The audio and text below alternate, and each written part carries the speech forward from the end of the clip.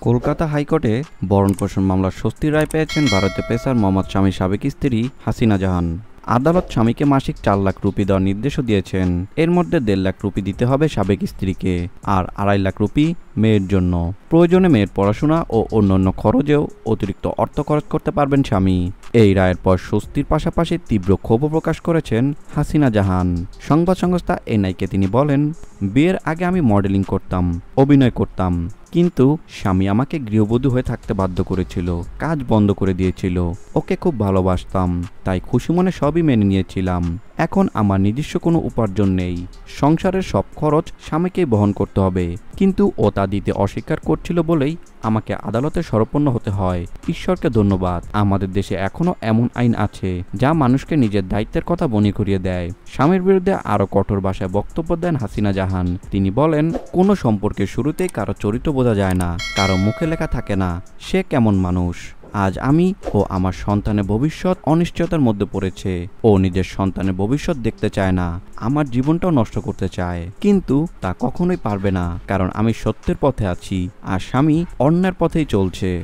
উল্লেখ্য, স্বামী ও হাসিনা জাহানের মধ্যকার পারিবারিক দ্বন্দ্ব বহুদিন ধরেই চলছে। এবার হাইকোর্টের রায়ে হাসিনা জাহান পেলেন আইনি স্বস্তি আর স্বামীকে ভরণ-পোষণ দিতে বাধ্য করা হলো নিয়মিতভাবে। ভিডিওটি দেখার জন্য অসংখ্য ধন্যবাদ। নিত্য নতুন এমন ভিডিও পেতে হলে আমাদের চ্যানেলের সঙ্গেই থাকুন, সাবস্ক্রাইব করুন, ভালো লাগলে অবশ্যই লাইক করুন। ভিডিও সম্পর্কে যে কোনো মন্তব্য করতে পারেন আমাদের কমেন্ট বক্সে। ধন্যবাদ।